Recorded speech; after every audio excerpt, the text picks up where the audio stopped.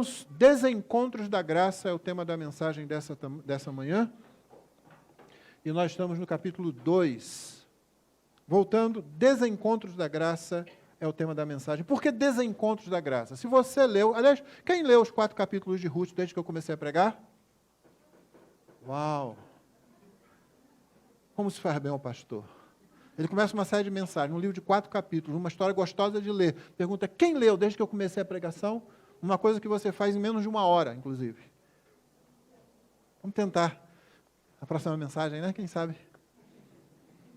Hoje eu vou chegar em casa e me encher de café. Por que desencontros da graça? Se você tivesse lido o 2º capítulo, você teria lembrado, porque possivelmente você já leu há muito tempo, a não ser que você tenha uma memória fantástica, você teria lembrado que é o capítulo onde Ruth se encontra com seu futuro esposo. Nem ele nem ela sabem disso. Mas que possibilidade desse encontro? Que encontro entre um israelita e uma moabita? Porque em Belém, uma cidade insignificante. Porque naquele momento, o momento da cega, o momento da colheita, todas essas coisas são ingredientes desse capítulo 2. E o que você vai ver é a graça da providência divina administrando isso. Eu vou fazer a leitura do texto e depois, então, nós vamos observar o texto parte a parte. Então, Ruth capítulo 2, desencontros da graça, são 23 versos de uma história, e você vai ver como é gostoso ler, como é gostoso ler o diálogo. Em hebraico é muito bem escrito, e, além disso, tem algumas passagens que são difíceis de traduzir, tem textos que são difíceis, o hebraico é difícil de traduzir. Já disse para os irmãos que há salmos, versículos de salmos, que tem 15, 17 palavras na tradução. Você vai encontrar 6 palavras no hebraico. Quer dizer, o trabalho de tradução é um trabalho pelo qual a gente deve orar, mas o trabalho de interpretação ainda é necessário, até por causa disso, e ainda pode ser mais difícil. Mas uma coisa que você deve sustentar sempre é a doutrina da preservação da palavra de Deus. Deus, o nosso Deus, é poderoso, de modo que em meio a traduções, a interpretações e inclusive tentativas de destruir a Bíblia, o Senhor continua sustentando a sua palavra e a continua falando às suas ovelhas. O Senhor não deixa ninguém confuso com relação a isso. Ninguém que queira se aproximar. Quem fica de longe dizendo, mas tem isso, mas tem aquilo, é a pessoa que realmente ela não quer saber. Esse fica confuso. Aquele que chega perto, o Senhor sempre abre os olhos, o Senhor sempre mostra. E faz isso, geralmente, através da igreja, através da pregação, através do ensino, através de ministros e professores da palavra, que são fiéis à palavra e temem a Deus. No capítulo 2 do livro de Ruth, diz assim a palavra. Noemi tinha um parente de seu marido, dono de muitos bens, da família de Elimeleque, o qual se chamava Boaz. Ruth, a moabita, disse a Noemi, deixe-me ir ao campo para apanhar espigas, atrás daquele que me permitir fazer isso. Noemi respondeu, vá, minha filha. Ela se foi, chegou ao campo e apanhava espigas atrás dos ceifeiros. Por casualidade, entrou na parte do campo que pertencia a Boaz, que era da família de Elimeleque. Eis que Boaz veio de Belém e disse aos ceifeiros, que o Senhor esteja com vocês. E eles responderam, que o Senhor o abençoe. Depois Boaz perguntou ao servo encarregado dos ceifeiros, de quem é essa moça? O servo respondeu, essa é a moça moabita, que veio com Noemi, da terra de Moabe. Ela me pediu que a deixasse recolher espigas e ajuntá-las entre os feixes, após os ceifeiros. Assim ela veio e ficou aqui desde a manhã até agora. Só parou um pouco para descansar no abrigo. Então Boaz disse a Ruth, escute, minha filha, você não precisa ir colher em outro campo, nem se afastar daqui. Fique aqui com as minhas servas. Fique atenta ao campo onde forem colher e vá atrás delas. Eu dei ordem aos servos para que não toquem em você. Quando você ficar com sede, vá até as vasilhas, beba da água que os servos tirarem. Então Ruth se inclinou e, encostando o rosto no chão, disse a Boaz, por que o Senhor está me favorecendo e se importa comigo, se eu sou uma estrangeira? Boaz respondeu, já me contaram tudo o que você fez pela sua sogra, depois que você perdeu o marido.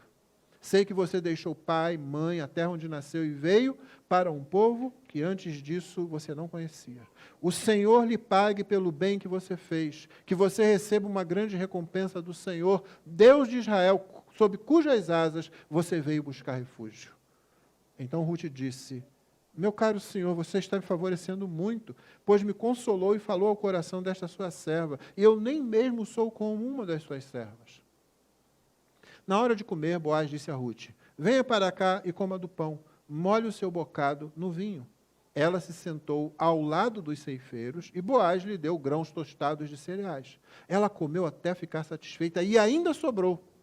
Quando ela se levantou para ir apanhar espigas, Boaz deu esta ordem aos seus servos. Deixem que ela apanhe espigas até no meio dos feixes, e não sejam rudes com ela.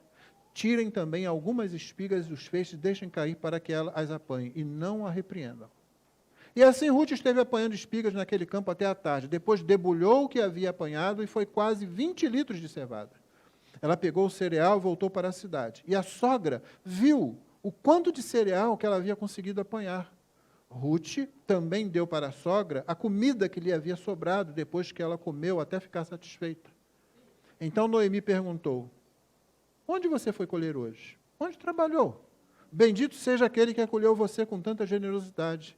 E Rute contou à sua sogra onde havia trabalhado e acrescentou, o nome do homem com quem trabalhei hoje é Boaz. Então Noemi disse à sua nora, que ele seja abençoado pelo Senhor Deus, que não deixou de ser bondoso, nem para com os vivos, nem para com os mortos. E Noemi acrescentou, esse homem é nosso parente chegado e um dos nossos resgatadores. Então Rute, a moabita, disse, ele também me disse que eu posso continuar com os servos dele, até que eles terminem de fazer a colheita. Noemi respondeu, é melhor mesmo que você vá com as servas dele, minha filha. Noutro campo, poderiam maltratar você. Assim Rute ficou na companhia das servas de Boaz para apanhar espigas até que a colheita da cevada e do trigo se acabou. E continuou morando com sua sogra. Essa é a palavra de Deus. Desencontros da graça. No final do capítulo 1, nós deixamos Noemi e Rute chegando em Belém no início da colheita. O clima sobre essas duas viúvas é incerto, é amargo, mas elas chegam num momento de alegria. Uma vez que haverá colheita, haverá alimento, então havia festa, como os irmãos sabem que acontecia. Porém, há duas coisas que precisamos ter em mente quando pensamos na providência divina. Primeira, as coisas não acontecem por acaso. É muito fácil você, ao ler o livro, deixar de fazer uma leitura teológica do livro. O estilo literário do livro é conto, é um conto, em 4 capítulos, bem articulado, rápido, enxuto. Mas é preciso que você se aproxime da Escritura como Escritura, dos livros da Bíblia como teológicos. Então, não existe aqui nenhum acaso. Segundo, se não existe acaso, existe a providência, lembre-se, as coisas não acontecem por mágica. Providência não é mágica. Então, não existem essas duas coisas. Não existe acaso e não existe mágica também. Existe um processo conduzido por uma pessoa, e essa pessoa é o próprio Deus. O dito, faz por onde que eu te ajudarei, já ouviu isso? Que tem gente que pensa que está na Bíblia, não está na Bíblia, não é assim, pelo menos não desse jeito. Esse dito, ele contém uma verdade, uma certa verdade, mas ele é semelhante àquela outra frase, uma vez salvo, salvo para sempre. Já ouviu isso? Sabe qual é o problema dessas frases? É que, intrinsecamente, bem lá no bojo delas, elas estão falando uma verdade. Só que elas não falam tudo e não falam do jeito certo. Elas dão ideias erradas. Uma vez salvo, salvo para sempre, dá a impressão que você pode fazer o que você bem entender da vida, pecar o quanto quiser e ainda assim vai para o céu no final. E o dito, faz por onde que eu te ajudarei, parece que Deus está preso, parece que ele está amarrado, por um lado, faz que aí eu te ajudo. E parece também que Deus está trabalhando só na recompensa, né? Se você fizer, eu te ajudo, senão não. E Deus não está trabalhando nada assim, irmãos. Tem vezes que Deus vai fazer as coisas sem que você faça coisa nenhuma. Tem vezes que Deus vai exigir de você que você faça alguma coisa. Há vezes em que Deus vai abençoar uma pessoa que a gente diz, essa pessoa não devia ser abençoada. Às vezes parece Deus castigando alguém, uma palavra que você deve tomar muito cuidado quando usar em relação a Deus. Parece que Ele está castigando alguém que não merecia ser castigado. Se você pensa do faz por onde que eu te ajudarei, é esse tipo de pressuposto que você tem na mente, mesmo que você não perceba. Nesse capítulo, nós temos mais uma mostra da providência agindo através de pessoas comuns e eventos corriqueiros. Não há sonhos, não tem visão, não tem revelação, não tem profecia, não tem anjo. Pelo menos não do jeito como a gente consegue identificar ou conseguir identificar. Mas nós temos pessoas que aprenderam a confiar em Deus, num Deus que age em e através das situações mais comuns. A queda, ela representou um grande abismo na função dos homens. Basicamente, todos os seres humanos são sacramentais. O que significa essa palavra? Significa que todos os nossos atos, originalmente, tudo que você faz, do casamento à criação de filhos, do trabalho ao divertimento, deveriam, de alguma forma, expressar o ser de Deus, expressar o que há de divino no ser de Deus. Nessa criação, nós perdemos isso na queda em boa parte. Mas nada que a providência não use para a glória de Deus, para o benefício humano. Então aqui você vai ver seres humanos comuns, corriqueiros, em eventos corriqueiros. É a ceifa. Não é uma coisa assim, tipo nascimento virginal, conduzido por uma estrela no céu. Não, com anjos cantando. Não, é a ceifa, que acontecia periodicamente, do jeito que sempre acontecia. É uma viúva. Não, são duas, voltando para sua terra, sem muito amparo social. São pessoas comuns. A providência age no meio das pessoas comuns, através das pessoas comuns, trazendo glória a Deus e benefício aos seres humanos. Homens e mulheres da graça amam a criação de Deus por causa disso, por sermos sacramentais. Nós amamos a criação de Deus. Não pense mal da criação de Deus. Não pense igual esse pessoal que não crê no Criador e dizem, como pode alguém criar um mundo cheio de problema como esse? Não foi ele que fez isso. Nosso pecado fez isso. Apesar do pecado, Deus continua visível na criação. Não de um modo salvador, mas de um modo a invocar a adoração. E aqueles que já foram iluminados pelo Espírito Santo, como nós, podem olhar a criação e adorar a Deus, não a criação. Por isso, os crentes amam a criação de Deus, incluindo o mais difícil de se amar na criação, os seres humanos. A parte da criação mais difícil de você amar não é nenhuma tempestade nem furacão, não, irmão. São seres humanos. Essa aí que é a parte difícil.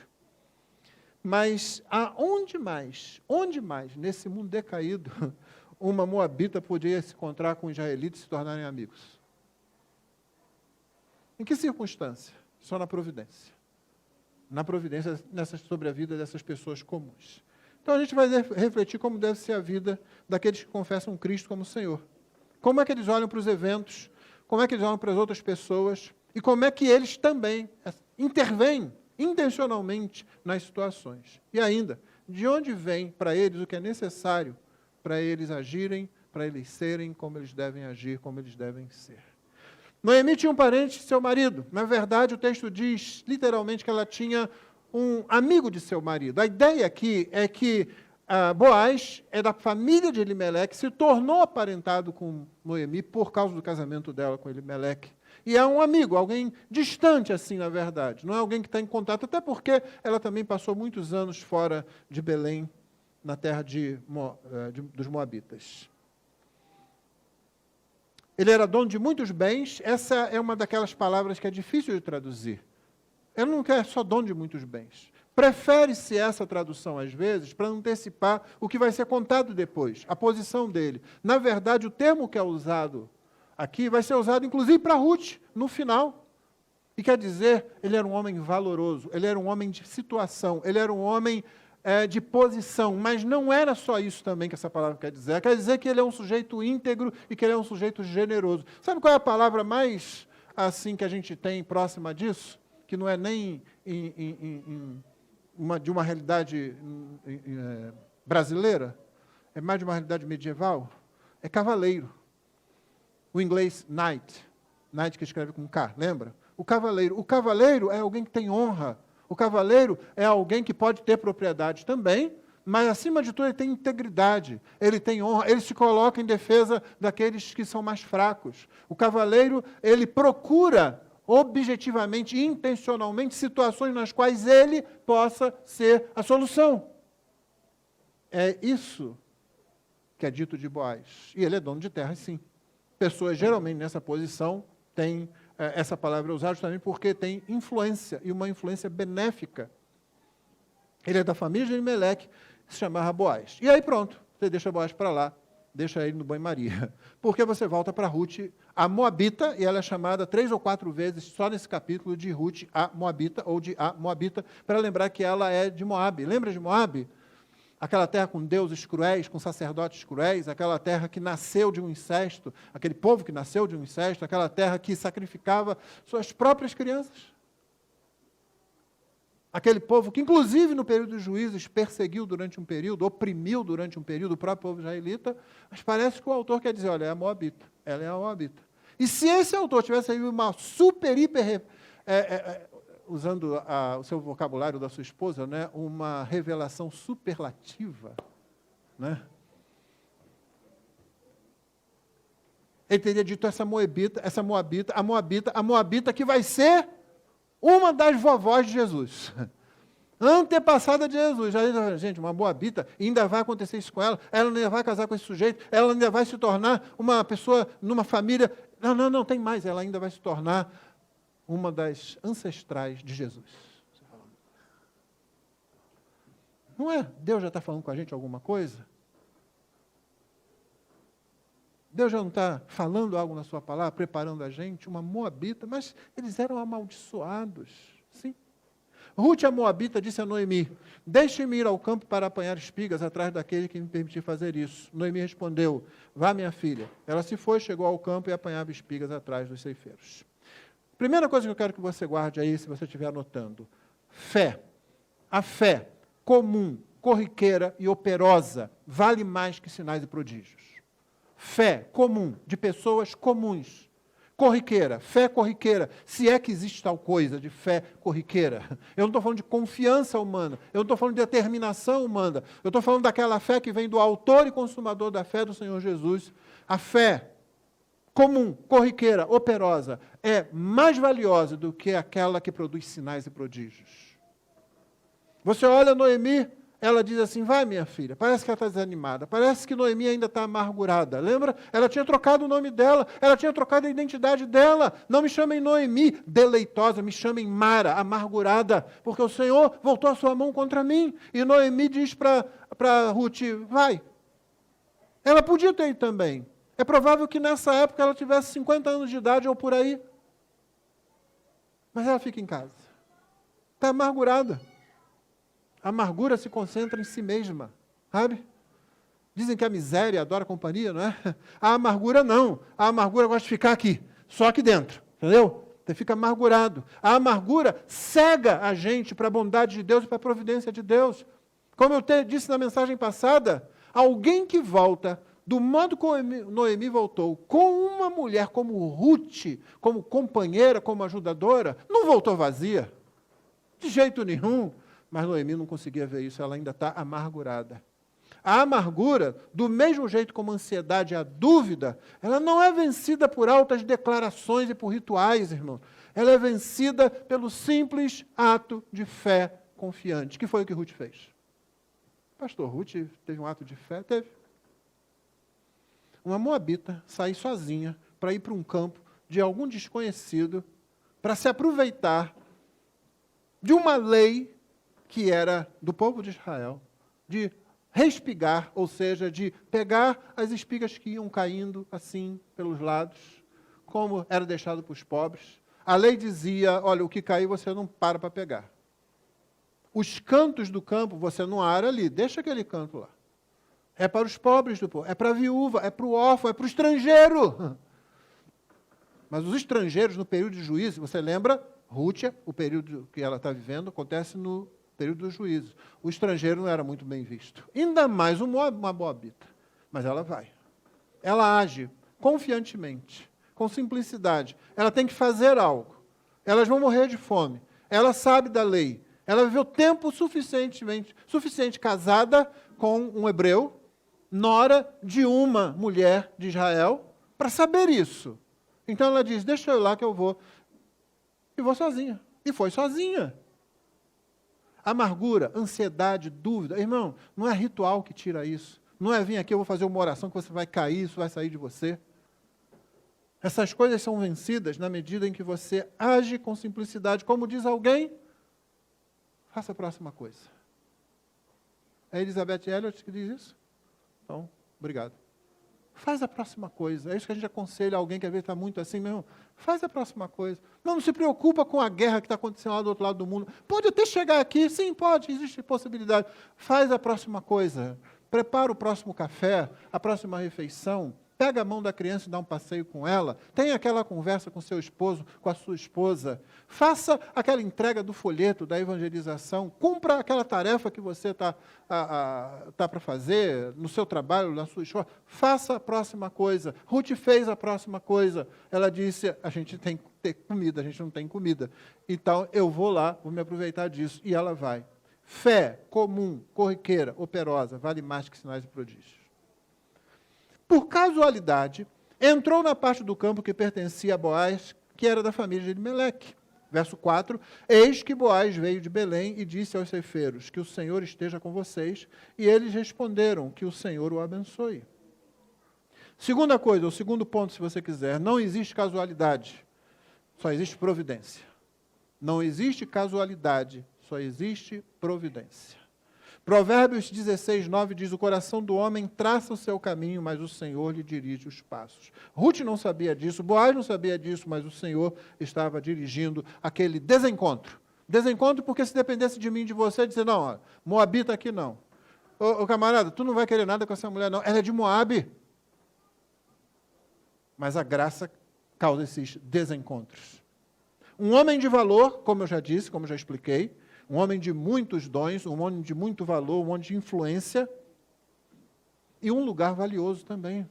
O lugar do encontro é o lugar onde o pobre é satisfeito, o pobre é atendido.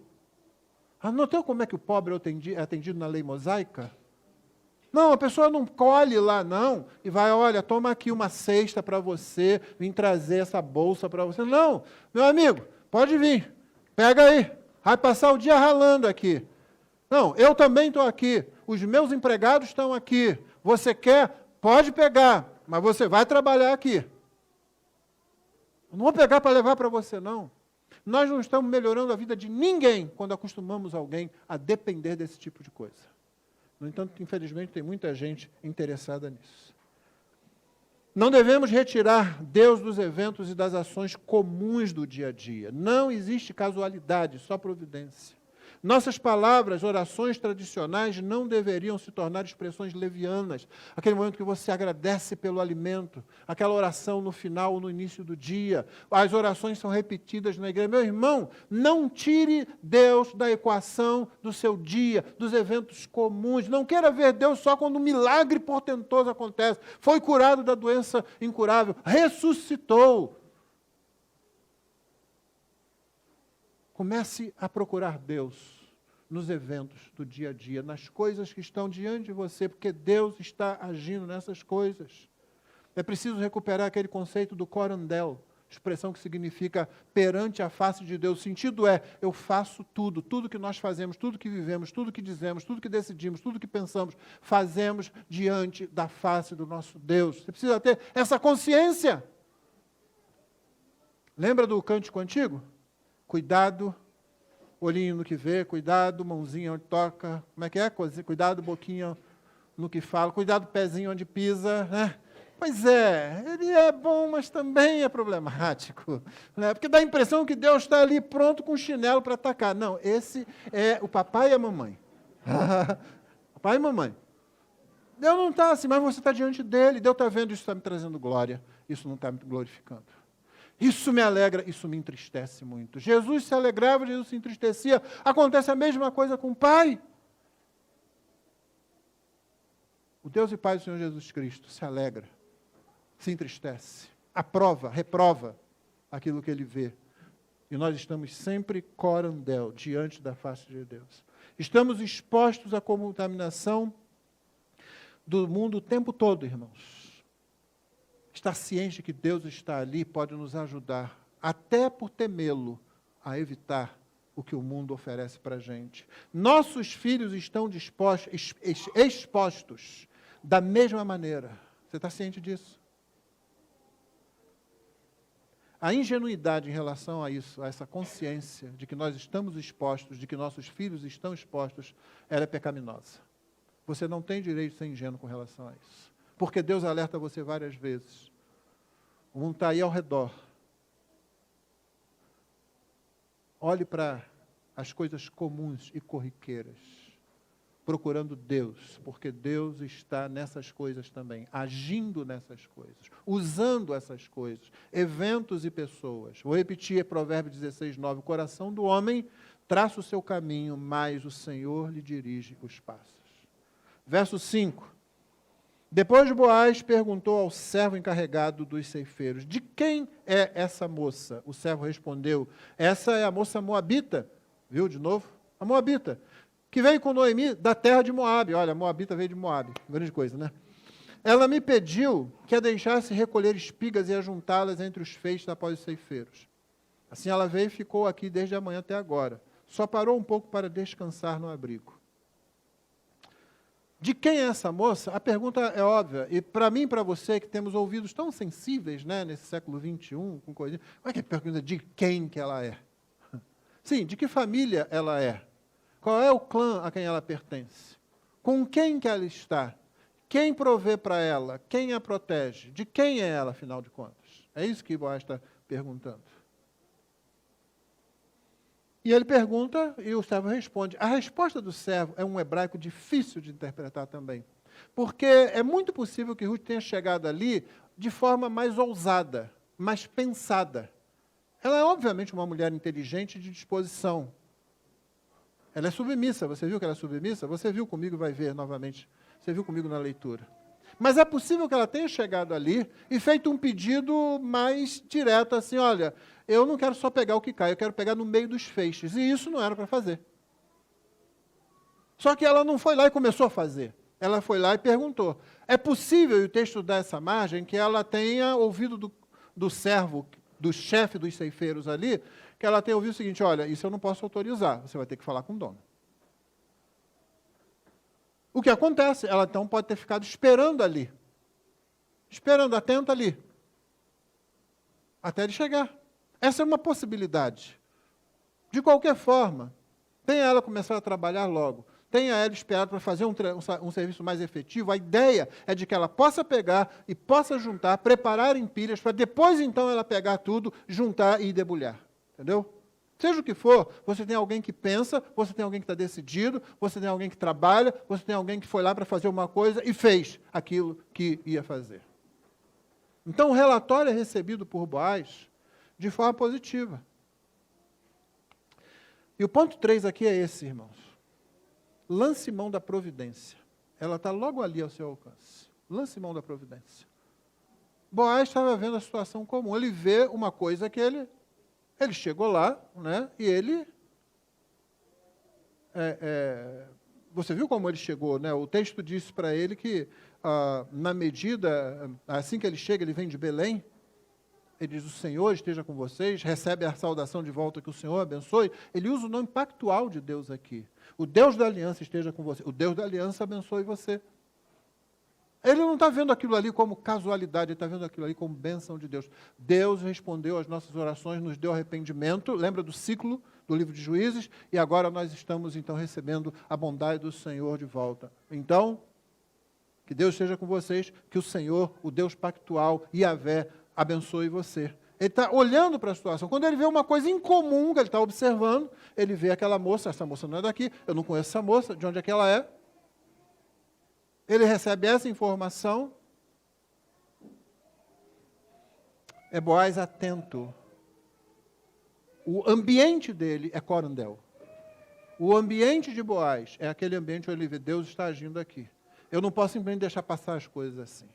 O ponto 3, lança a mão da providência. Ela está logo ali, ao seu alcance, às vezes alguma coisa que você deixa passar, uma oportunidade, uma pessoa a quem você não quer dar atenção no momento. Irmão, quem diria que uma lei instituída séculos antes prepararia o cenário ideal para esse encontro?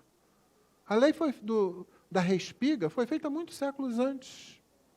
Não despreze os fundamentos, nem da fé, nem de qualquer coisa. O fundamento, coisa simples. Estão fazendo? Quais são os fundamentos disso?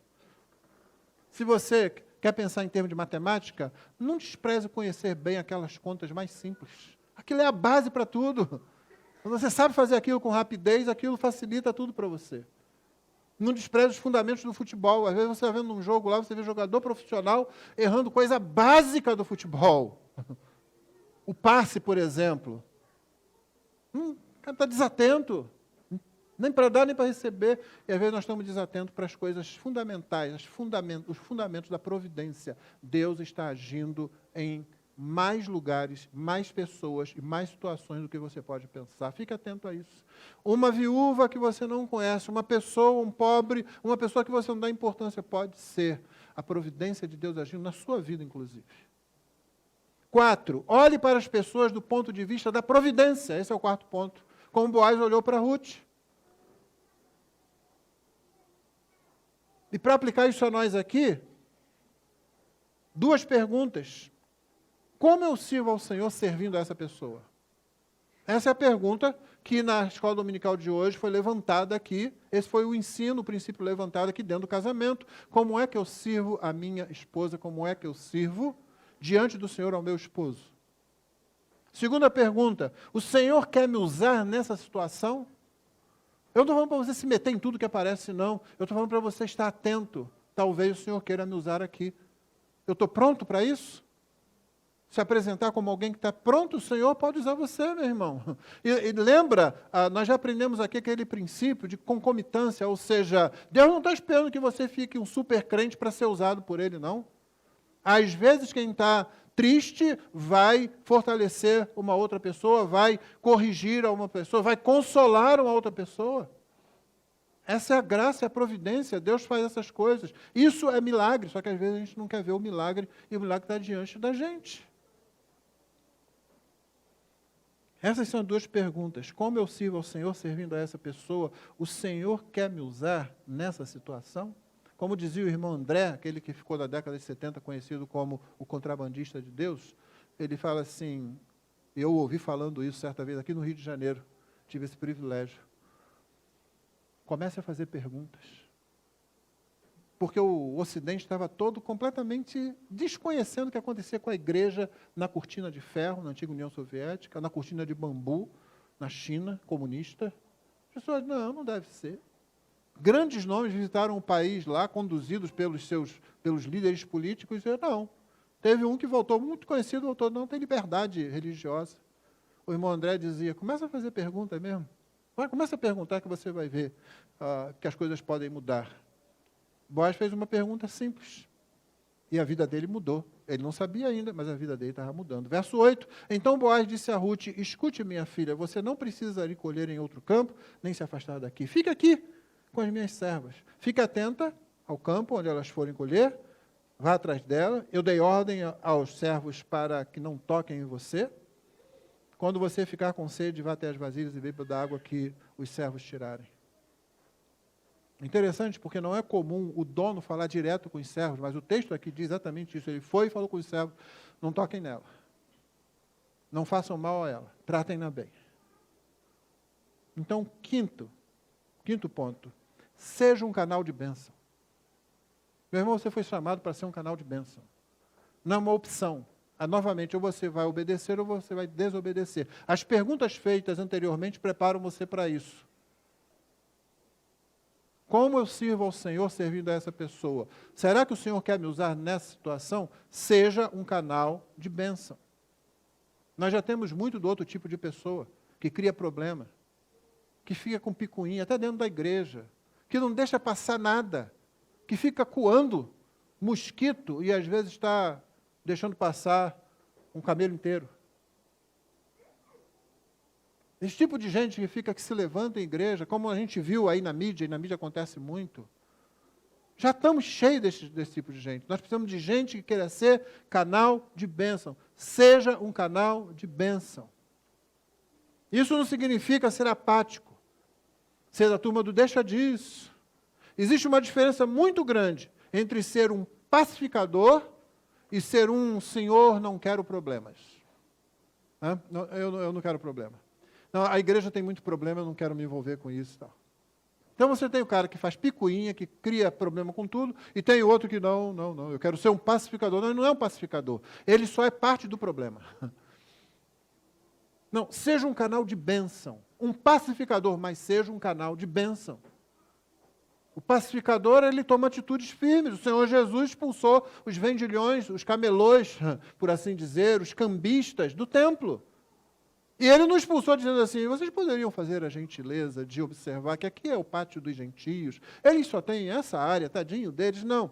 Enquanto o pessoal está lá, troca a moeda aqui, não vai conseguir pagar nada no templo se não trocar a moeda. Vende-se uma ovelha aqui, um cordeirinho, sem mancha, sem nada.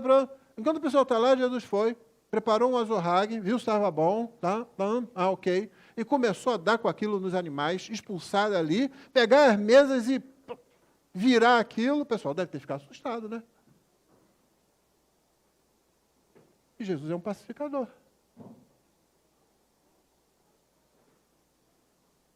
Pacificador não significa apatia, não significa evitar problemas. Mas você tem que procurar ser um canal de bênção. Boaz foi um canal de bênção para a vida de Ruth. Possivelmente essas foram as primeiras palavras mais gentis que ela ouviu ali naquela terra. Palavras assim, palavras como essa que Boaz deu para Ruth, vindas de pessoas íntegras, são remédio, são bálsamo para a alma. Que coisa boa quando alguém íntegro, quando alguém sério, chega para falar como ele falou, olha, fica aqui, não, pai, estou guardando você, estou protegendo você, já dei ordem a respeito de você. Verso 10, então Ruth se inclinou, encostando o rosto no chão, disse a Boaz, por que o Senhor está me favorecendo e se importa comigo, se eu sou uma estrangeira? Ele respondeu, já me contaram tudo que você fez pela sua sogra. Depois que você perdeu o marido, você deixou pai, mãe em sua terra, veio para um povo que antes disso você não conhecia. E aí ele faz uma oração de bênção. Não é interessante isso? Aquela palavra em que ele ouve dela e ela está comovida por aquilo, não é? Note, ela se inclinou, ela encostou o rosto no chão. Aquela mulher que pensa, aquela mulher que é proativa, ela se humilha, ela se coloca ali, ela reconhece. O Senhor não tem essa obrigação comigo, não. Por que o Senhor está fazendo isso? E ele disse, eu já ouvia falar a seu respeito. E aí ele faz uma oração. O Senhor lhe pague pelo bem que você fez. Que você receba uma grande recompensa do Senhor Deus de Israel, sob cujas asas você veio buscar refúgio. Aqui tem uma doutrina muito importante inserida nesse versículo 12, irmãos. Quando foi que Ruth fez essa escolha? Quando você viu Ruth decidindo Yahvé, deixando de lado os deuses moabitas? Nenhum lugar você viu isso. Você viu Ruth fazendo uma escolha pela sogra dela. Eu falei isso na semana passada. A fidelidade dela era para com a sogra dela. Não vamos exigir mais dela do que o texto dá. Porém, no momento que ela fez isso, e dentro de qualquer mentalidade, qualquer pessoa que morasse naquela época, naquele lugar, ela estava fazendo uma opção séria por um outro povo e por um outro Deus. Ela está dizendo, eu vou me sujeitar a esse povo, eu vou me sujeitar a esse Deus. É isso que ela está fazendo. Como que ela fez isso? Quando ela tomou a decisão, quando ela veio efetivamente. Ela veio. Eu estou indo para debaixo das asas desse Deus, expressão que é usada para significar que eu coloco sob a proteção, mas também sob o governo dele. É preciso que a gente desconecte fé de emoção. É por isso que a gente mede fé por obediência, não porque a pessoa fica chorosa durante uma música. Você pode ficar choroso durante uma música, não tem nada errado com isso, não. Mas não é isso que traduz fé, é obediência, quando você obedece. Quando você se coloca, quando a sua vida está comprometida, foi isso que Ruth fez. Ela disse, a minha vida não tem mais volta, eu estou saindo de lá, estou indo para... O que está pela frente eu não sei, mas eu estou me colocando sob as asas desse Deus. E aí ela recebe essa oração, essa bênção ali de Boaz. O Senhor pague pelo bem que você fez, que você receba grande recompensa dos Deus de Israel. Então Ruth disse, meu caro Senhor, você está me favorecendo muito, pois me consolou e falou ao coração desta sua serva, e eu nem mesmo sou como uma das suas servas. Ela não era uma serva dele. Ela não foi contratada para aquilo. Era uma pobre pegando espigas que caíam no campo durante a seca. Sexto ponto, então, em cima disso que eu acabei de ler. Corrente do bem? Sabe a corrente do bem? Você faz bem aqui, outra pessoa faz bem ali, outra faz bem assim. O problema da corrente do bem é que o coração humano é corrupto, desesperadamente corrupto, é enganoso, como diz Jeremias. O problema disso não é que ela não renda alguma coisa, mas é que ela sempre acaba esbarrando na depravação do ser humano. Não, irmão, não é corrente do bem, é elo da providência. É diferente. Corrente do bem não, mas elo da providência. Se o outro vai fazer, se vai deixar de fazer, se eu vou fazer o bem a esse, ele vai fazer aquele, eu não sei, mas eu vou fazer o bem a ele. Gálatas 6, 9 e 10. E não nos cansemos de fazer o bem, porque no tempo certo faremos a colheita, se não desanimarmos. Por isso, enquanto tivermos oportunidade, façamos o bem a todos, mas principalmente aos da família da fé. É fazer o bem e não se cansar. Poxa, mas eu fiz o bem, mas não recebi de volta. Não, você não fez bem. Você está apenas querendo investir para receber o lucro de volta. Faz isso num banco, então. Procura um banco, investe o dinheiro lá, você pode ganhar, pode perder, isso é com você. Mas o bem, quando o servo de Deus faz o bem, ele não está interessado nisso, ele faz o bem, assim como Jesus que veio e nos fez bem, e fez bem à humanidade.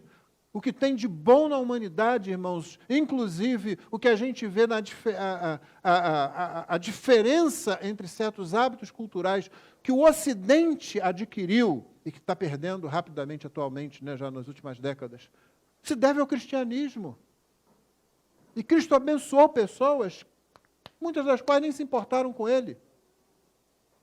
Nós fazemos o bem. Todas as coisas, diz Romanos 8, cooperam para o bem. Você já se viu como instrumento para cumprimento desse verso? Porque a gente fala isso, às vezes, doutrinariamente, né? Porque está correto. É uma afirmação teológica e doutrinária.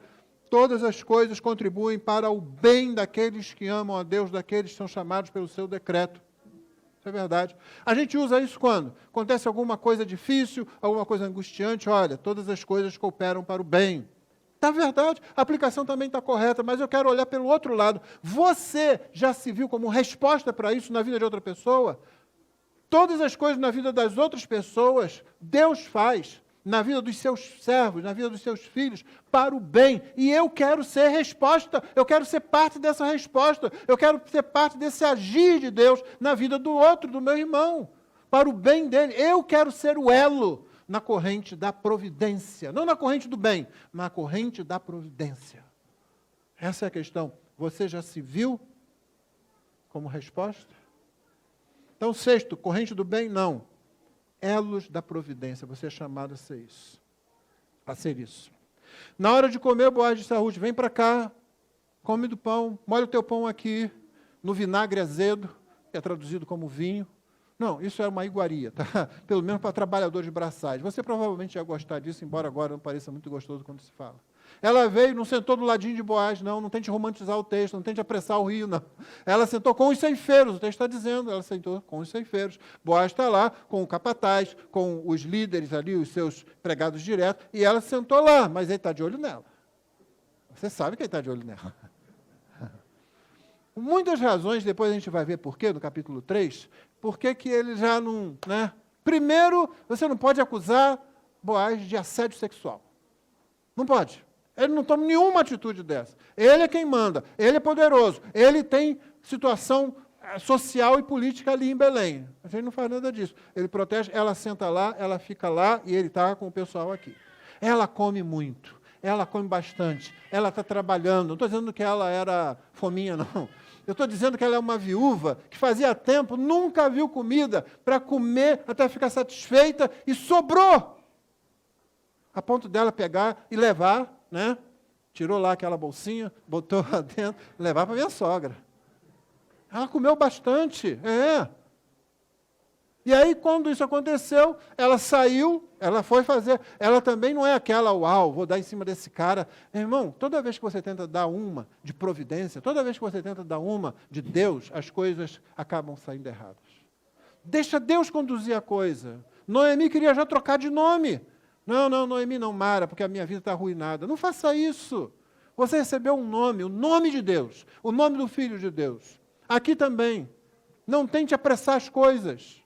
Situações boas, situações ruins, não devem ser vistas como medidores do que Deus está fazendo. Lembra da semana passada eu falei sobre Daniel, falei sobre Mordecai, o tio de Esther. Lembra de Mordecai?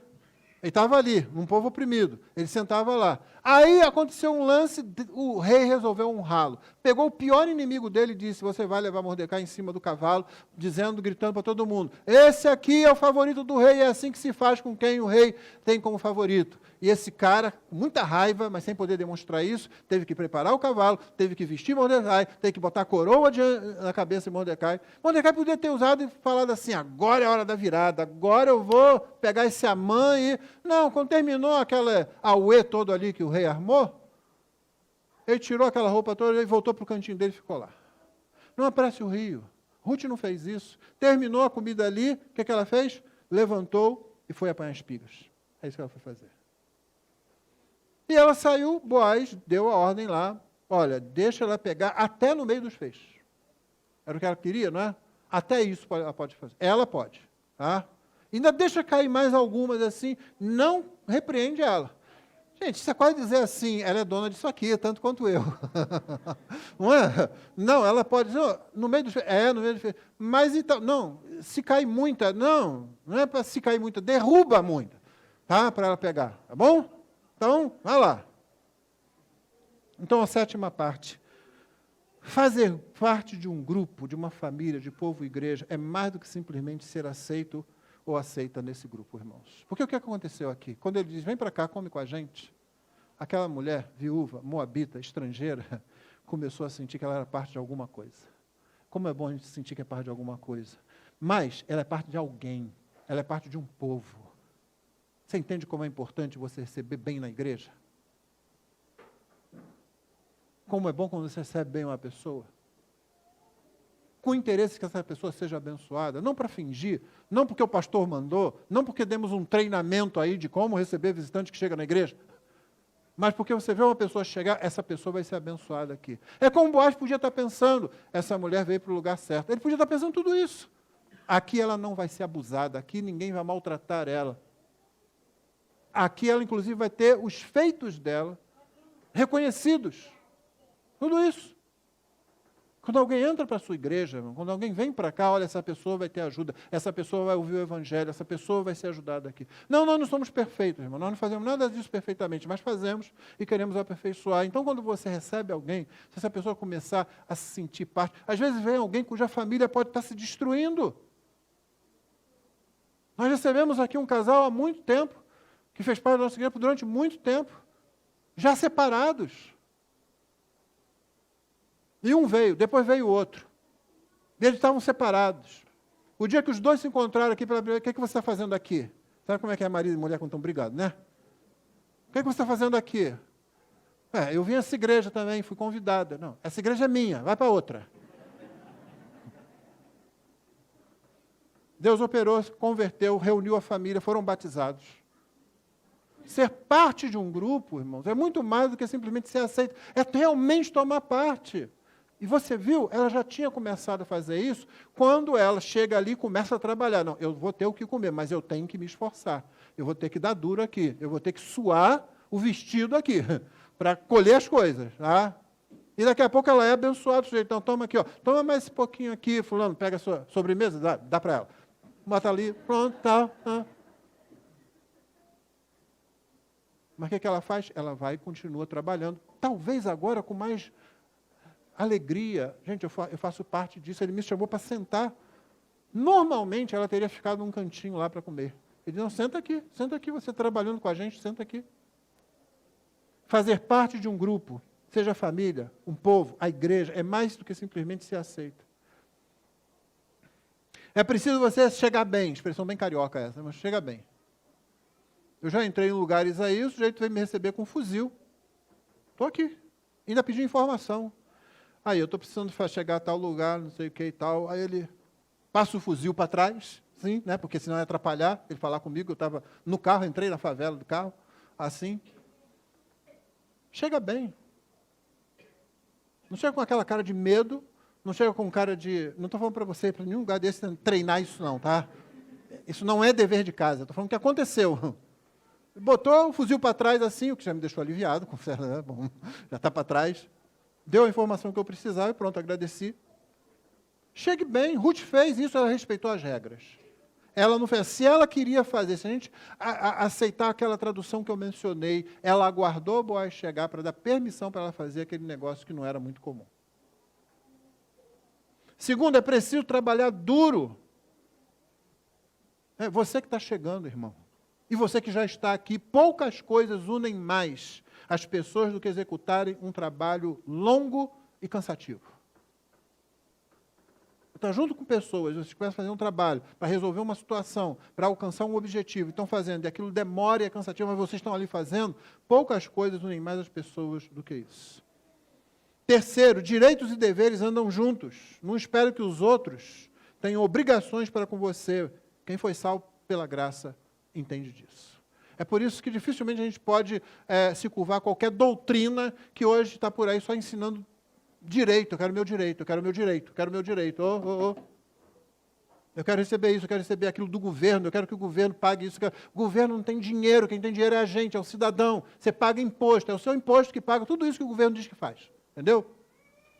E aí tem um grupo que fica alimentando isso. Não, a gente tem que fazer isso, tem que fazer aquilo, o Estado tem que fazer. O Estado é o meu dinheiro que vai para lá quando eu pago imposto em tudo que eu compro, em todo serviço que eu estou pagando. Tem gente que é boba no Brasil. Eu não pago imposto de renda. Você compra comida, compra remédio, paga qualquer outra coisa, tá, o imposto está lá. É que aqui não aparece, em outros países aparece. O preço é esse, o imposto é esse. Aí você vê, gente, o imposto é quase o preço. Você ia ficar assustado com o imposto sobre certas mercadorias no Brasil. Mas quem foi salvo pela graça entende bem disso. Eu não merecia ser salvo.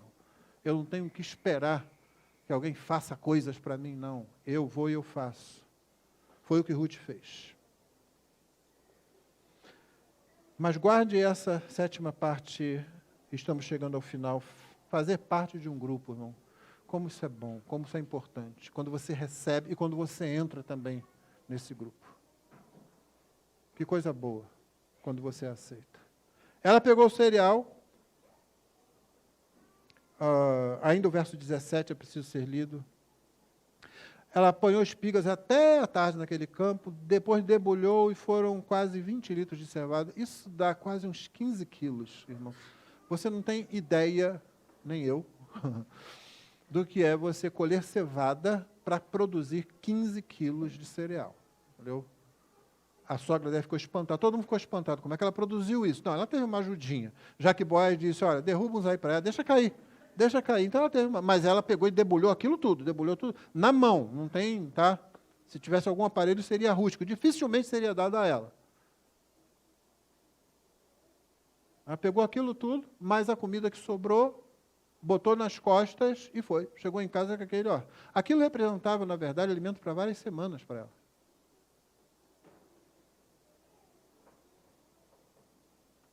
Ela pegou, voltou para a cidade, a sogra viu quanto cereal ela havia conseguido apanhar, Ruth também deu para a sogra comida, ainda sobrou essa comida aqui. Depois que ela comeu, até ficar satisfeita, o autor repete isso, né? Lembra, ela tinha comido, ficou satisfeita. Onde você foi colher hoje? Onde trabalhou? E antes de saber quem, ela já disse, bendito seja aquele que acolheu você com tanta generosidade. Porque ela viu que tinha algo mais ali do que simples trabalho de uma mulher. Por mais que Ruth trabalhasse, aquilo era demais. Nem homens produziam tanto assim. Ruth contou à sogra onde havia trabalhado e ela acrescentou, o nome do homem é Boaz. Noemi disse que ele seja abençoado. Aqui o hebraico não deixa claro se ela está falando de Boaz ou de Deus. Tá?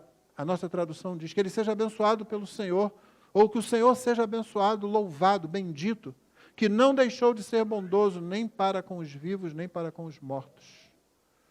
Aqui Noemi já está começando a mudar, não é? A amargura está ficando de lado, não é?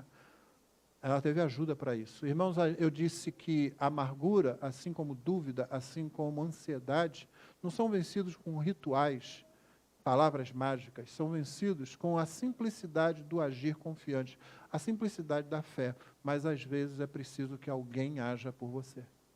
Às vezes você, que quer ser parte do elo da providência, tem que agir por alguém que está tão enfraquecido, está tão desestimulado, está tão angustiado, que não consegue dar aquele primeiro passo. Ruth deu o passo. Noemi foi abençoada com isso. Ela começa a ver, não, peraí. Deus não me abandonou, não. Deus não deixou de ser bondoso. Que palavra boa. Você consegue pesar isso quando alguém diz, Deus não deixou de ser bondoso? Porque quando ele diz assim, Deus é bom, é uma coisa, essa pessoa pode ter em qualquer situação.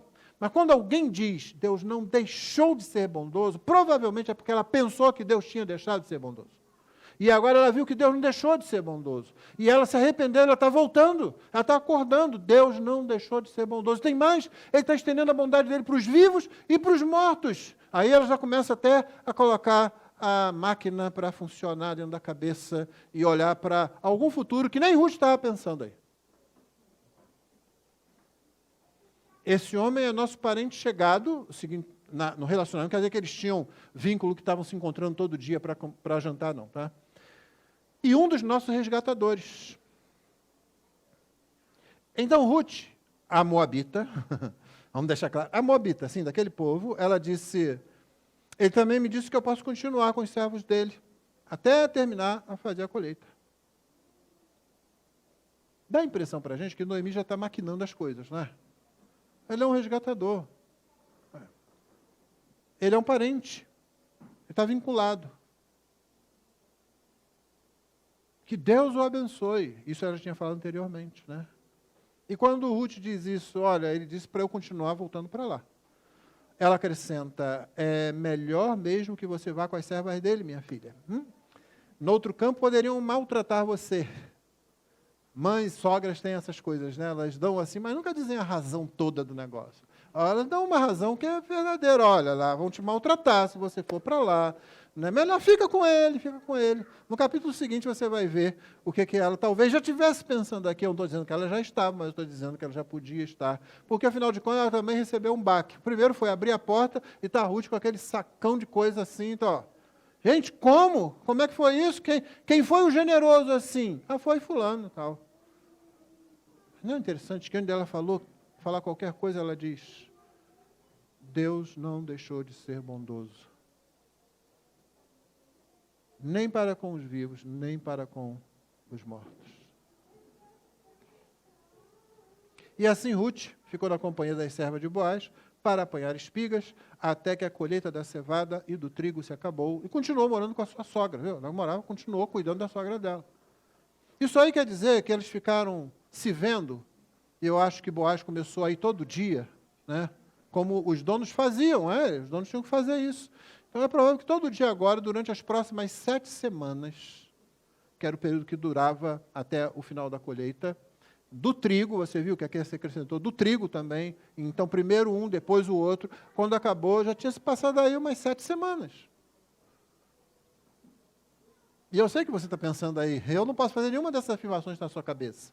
Que todo dia ele ia lá para conversar com ela, que todo dia ele dizia, ó, deixa cair para ela, que todo dia ele, vem sentar aqui, senta mais perto, senta mais para cá, vai chegando para cá.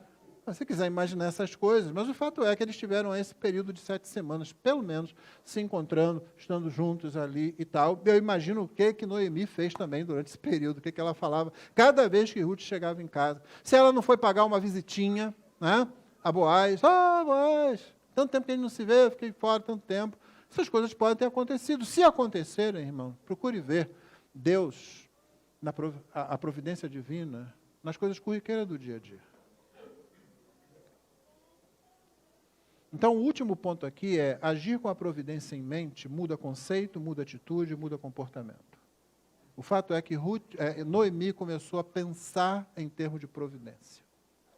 Ela deixou de pensar em termos de amargura e começou a pensar em termos da providência divina. O conceito de Noemi sobre Deus começou a ser reajustado. A perspectiva quanto ao futuro já sinaliza possibilidades. Olha, esse homem é um dos nossos resgatadores. Um tema importantíssimo nesse livro. Ao longo de mais ou menos 7 semanas, a providência continuou a conduzir a vida daquelas pessoas. O que aconteceu exatamente nós não podemos afirmar, mas já vimos o suficiente para saber que Deus continuava a conduzir, a guiar os pés das pessoas envolvidas. A conclusão aqui, irmãos, é que nós somos chamados para replicar Cristo em nós e nos outros. Lembra daquela expressãozinha que eu citei semana passada, a Hesed? É uma palavra que fala sobre a fidelidade bondosa de Deus, às vezes traduzido como misericórdia, às vezes traduzido como amor. Boaz demonstrou isso. Ruth tinha demonstrado isso com a sogra dela. Todos eles estavam refletindo a Hesed, a fidelidade bondosa do próprio Criador.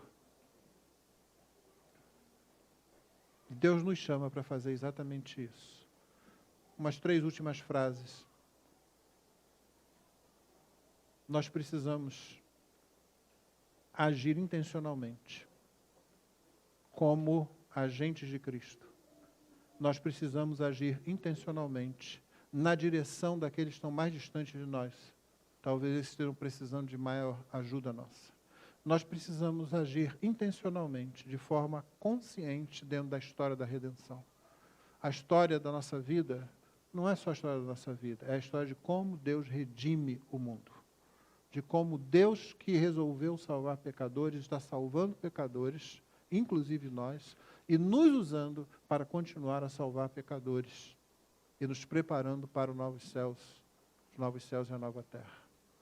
Que o Senhor produza muitos desencontros da sua graça, na sua providência no nosso meio, e que nós sejamos agentes, elos dessa providência, para que a Hesed divina, a bondade fiel de Deus se expresse através da nossa vida e nós sejamos cada vez mais parecidos com Ele. Amém? Vamos ficar de pé então e vamos encerrar cantando um hino. E depois com oração silenciosa. Deus abençoe você que estava nos acompanhando até agora e que a providência divina na sua vida traga você a Cristo Jesus, caso você ainda não tenha se rendido a Ele. Vamos orar. Obrigado, Senhor, pela Tua palavra, obrigado por essa história em que o Senhor é o personagem principal, agindo para o bem daquelas pessoas e para o nosso bem, porque através daquela família Jesus veio ao mundo. Nós te louvamos por isso, porque o Senhor vê o que nós não vemos.